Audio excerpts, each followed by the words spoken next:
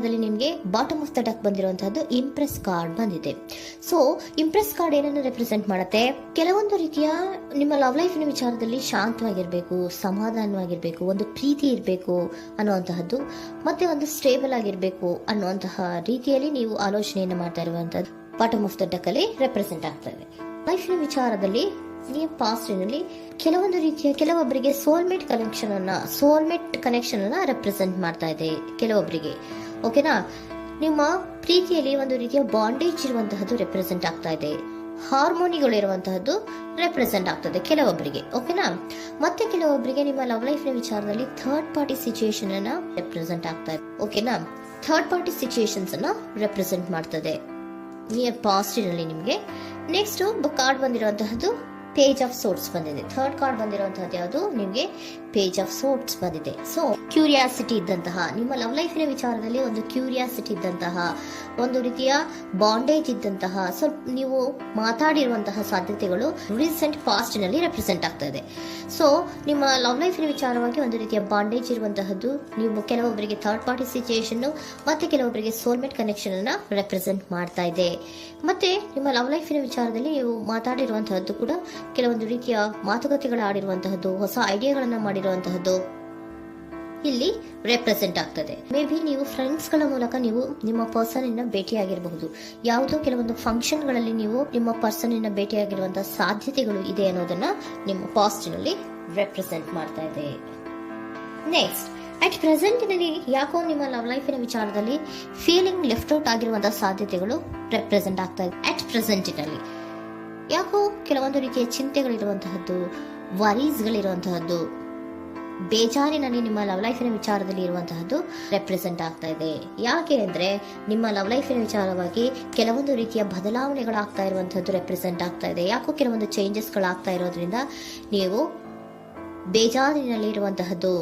ನಿಮ್ಮ ಲವ್ ಲೈಫಿನ ವಿಚಾರವಾಗಿ ಯಾಕೋ ಪರಿಸ್ಥಿತಿಗಳು ಅಷ್ಟು ಚೆನ್ನಾಗಿಲ್ಲದೆ ಇರುವಂತಹದ್ದು ರೆಪ್ರೆಸೆಂಟ್ ಆಗ್ತಾ ಇದೆ. ಯಾಕೋ ಕೆಲವು ಬದಲಾವಣೆಗಳು, ಚೇಂಜಸ್ಗಳು ಆವಾಗಿಂದ ಆವಾಗಲೇ ಆಗ್ತಾ ಇರುವಂತಹದ್ರಿಂದ ನಿಮಗೆ ಬೇಜಾರಾಗಿರುವಂತಹದ್ದು ರೆಪ್ರೆಸೆಂಟ್ ಆಗ್ತಾ ಇರೋದು. ಮತ್ತೆ ಥರ್ಡ್ ಕಾರ್ಡ್ ಬಂದಿರುವಂತಹದ್ದು ಕ್ವೀನ್ ಆಫ್ ವ್ಯಾಂಡ್ಸ್ ಬಂದಿದೆ. ಸೊ ಕ್ವೀನ್ ಆಫ್ ವ್ಯಾಂಡ್ಸ್ ಏನಕ್ಕೆ ನಿಮಗೆ ಪದೇ ಪದೇ ಚೇಂಜಸ್ಗಳಾಗ್ತಾ ಇದೆ? ಆ ಚೇಂಜಸ್ಗಳಿಂದ ಯಾಕೋ ಕೆಲವೊಂದು ರೀತಿಯ ವೇರಿಯೇಷನ್ಗಳು ಆಗ್ತಾನೆ ಇರೋದ್ರಿಂದ ನಿಮಗೆ ಬೇಜಾರಾಗ್ತಾ ಇದೆ. ಸೊ ಅದಕ್ಕೋಸ್ಕರ ನೀವೇನ್ ಮಾಡ್ತೀರಾ? ಬಹಳ ಧೈರ್ಯವಾಗಿ ಕೆಲವೊಂದು ನಿರ್ಣಯಗಳನ್ನ ಮಾಡುವಂತಹ ಸಾಧ್ಯತೆಗಳು ಅಟ್ ಪ್ರೆಸೆಂಟ್ ನಲ್ಲಿ ರೆಪ್ರೆಸೆಂಟ್ ಆಗ್ತಾ ಇದೆ. ಬಹಳಷ್ಟು ಧೈರ್ಯದಿಂದ ಇಂಡಿಪೆಂಡೆಂಟ್ ಆಗಿ ಕೆಲವೊಂದು ನಿರ್ಣಯಗಳನ್ನ ಮಾಡಬೇಕು ಅನ್ನುವಂತಹ ಆಲೋಚನೆಗಳನ್ನ ಮಾಡ್ತಾ ಇರುವಂತಹದ್ದು ರೆಪ್ರೆಸೆಂಟ್ ಆಗ್ತಾ ಇದೆ. ಯಾಕೆ ಅಂದ್ರೆ ಆವಾಗಿನವಾಗೆ ನಿಮ್ಮ ಲವ್ ಲೈಫಿನ ವಿಚಾರದಲ್ಲಿ ತುಂಬಾ ಏರುಪೇರುಗಳಾಗ್ತಾ ಇರೋದ್ರಿಂದ ಆ ವಿಚಾರದಲ್ಲಿ ಸ್ವಲ್ಪ ಬೇಜಾರುಗಳು ಇರುವಂತದ್ದು ರೆಪ್ರೆಸೆಂಟ್ ಆಗ್ತದೆ.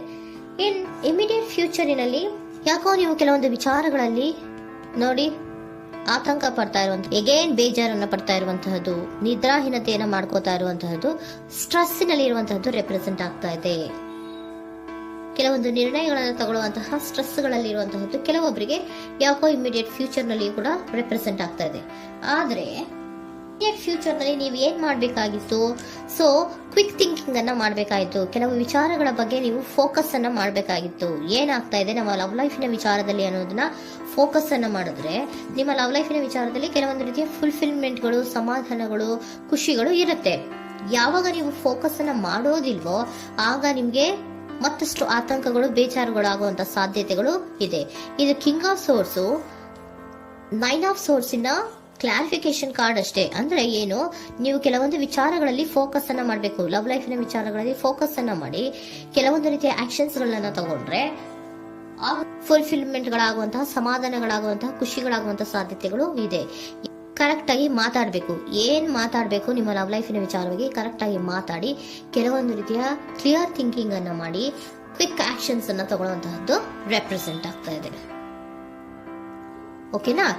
ಇದಿಷ್ಟು ನಿಮ್ಮ ಕಾರ್ಡ್ಸ್ ನ ರೀಡಿಂಗು. ನೆಕ್ಸ್ಟ್, ಏಂಜಲ್ ಗೈಡೆನ್ಸ್ ನಿಮ್ಗೆ ಏನ್ ಹೇಳ್ತಾ ಇದ್ದಾರೆ ಅನ್ನೋದನ್ನ ನೋಡೋಣ. ನಿಮ್ಮ ಲವ್ ಲೈಫಿನ ವಿಚಾರವಾಗಿ ಏಂಜಲ್ ಗೈಡೆನ್ಸ್ ಏನ್ ಕೊಡ್ತಾ ಇದ್ದಾರೆ? ವೇಟ್ ಅಂತ ಹೇಳ್ತಾ ಇದ್ದಾರೆ. ಸ್ವಲ್ಪ ತಾಳ್ಮೆಯಿಂದ ಇರೋ. ಅವಸರದಲ್ಲಿ ಯಾವ ನಿರ್ಧಾರವನ್ನ ಕೂಡ ಮಾಡಬೇಡ ಅನ್ನೋದನ್ನ ಏಂಜಲ್ ಗೈಡೆನ್ಸ್ ಕೊಡ್ತಾ ಇದ್ದಾರೆ. It's up to you. ಇದು ಎಲ್ಲ ನಿನಗೆ ಬಿಟ್ಟಿರುವಂತಹದ್ದು. ಬೇಗ ಬೇಗ ಕೆಲವೊಂದು ನಿರ್ಧಾರಗಳನ್ನ ಕ್ವಿಕ್ ಥಿಂಕಿಂಗ್ ಅನ್ನ ಮಾಡಿದ್ರು ಕರೆಕ್ಟ್ ಆಗಿ ಕ್ಲಿಯರ್ ಥಿಂಕಿಂಗ್ ಅನ್ನ ಮಾಡಬೇಕು. ಸೊ ಕ್ಲಿಯರ್ ಥಿಂಕಿಂಗ್ ಅನ್ನ ಮಾಡೋದಕ್ಕೆ ಲವ್ ಲೈಫ್ ನ ವಿಚಾರವಾಗಿ ಸ್ವಲ್ಪ ಟೈಮ್ ಬೇಕಾಗುತ್ತೆ. ಅದಕ್ಕೋಸ್ಕರನೇ ಏಂಜಲ್ ಗೈಡೆನ್ಸ್ ನಿಮ್ಗೆ ಏನ್ ಕೊಡ್ತಾ ಇದ್ದಾರೆ, ಸ್ವಲ್ಪ ವೇಟ್ ಮಾಡಿ. ಇಟ್ಸ್ ಅಪ್ ಟು ಯು, ಇದು ನಿಮ್ಗೆ ಬಿಟ್ಟಿರುವಂತಹದ್ದು. ಪರ್ಫೆಕ್ಟ್ ಟೈಮಿಂಗ್, ಕೆಲವೊಂದು ವಿಚಾರಗಳಿಗೆ ಪರ್ಫೆಕ್ಟ್ ಟೈಮಿಂಗ್ ಅನ್ನೋದು ಅಥವಾ ಡಿವೈನ್ ಟೈಮಿಂಗ್ ಅನ್ನೋದು ಬರಬೇಕು. ಆಗ ಕೆಲವೊಂದು ನಿರ್ಣಯಗಳನ್ನ ಮಾಡಬಹುದು.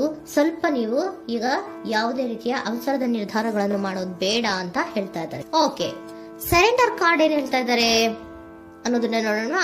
So surrender frustration doesn't open any doors. The key to resolving a dilemma, dissolving a block, is to take a breath, center yourself and regroup, so may approach the situation more calmly. Frustration, ಹತಾಶೆ ಅನ್ನೋದು ಮಾಡ್ಕೋಬೇಡಿ. ಹತಾಶೆ ಮಾಡ್ಕೊಳ್ಳೋದ್ರಿಂದ ನಿಮ್ಗೆ ಯಾವುದೇ ರೀತಿಯ ಹೊಸ ಐಡಿಯಾಗಳು ಬರಲ್ಲ, ಹೊಸ ಥಿಂಕಿಂಗ್ಗಳು ಬರಲ್ಲ, ಕ್ಲಿಯರ್ ಥಿಂಕಿಂಗ್ ಅನ್ನ ಮಾಡಕ್ಕೆ ಸಾಧ್ಯ ಆಗಲ್ಲ. ಸೊ ಅದಕ್ಕೆ ನೀವೇನ್ ಮಾಡ್ಬೇಕು, ಫ್ರಸ್ಟ್ರೇಷನ್ ಅನ್ನ ಬಿಟ್ಬಿಟ್ರೆ ನೀವು ಸಮಾಧಾನವಾಗಿ ಯೋಚನೆ ಮಾಡಿ ಕೆಲವೊಂದು ನಿರ್ಧಾರಗಳನ್ನ ಮಾಡಿ ಅನ್ನೋದನ್ನ ಸರೆಂಡರ್ ಕಾರ್ಡ್ ಕೂಡ ನಿಮ್ಗೆ ಹೇಳ್ತಾ ಇದ್ದಾರೆ. ಸೊ ನಿಮ್ಮ ಲವ್ ಲೈಫಿನ ವಿಚಾರದಲ್ಲಿ ಈಗ ಸ್ವಲ್ಪ ನಿಮಗೆ ಬೇಜಾರುಗಳಿರುವಂತಹದ್ದು, ಕೆಲವೊಂದು ಬದಲಾವಣೆಗಳು, ವೇರಿಯೇಷನ್ಗಳು ಆಗ್ತಾ ಇರುವಂತಹದ್ದು ರೆಪ್ರೆಸೆಂಟ್ ಆಗ್ತಾ ಇದೆ. ಸೊ ನಿಮ್ಮ ಲವ್ ಲೈಫಿನ ವಿಚಾರಕ್ಕೆ ಫ್ಯೂಚರಿನಲ್ಲಿ ಕೆಲವೊಂದು ಆಕ್ಷನ್ಸ್ ಅನ್ನ ತಗೋಬೇಕಾದ್ರೆ ಸ್ವಲ್ಪ ವೇಟ್ ಮಾಡಬೇಕು, ಕ್ಲಿಯರ್ ಆಗಿ ಥಿಂಕ್ ಮಾಡಬೇಕು, ಅದರಲ್ಲೇ ಆಕ್ಷನ್ಸ್ ಅನ್ನ ತಗೋಬೇಕು ಅನ್ನೋದನ್ನ ಹೇಳ್ತಾ ಇದ್ದಾರೆ. ಓಕೆನಾ?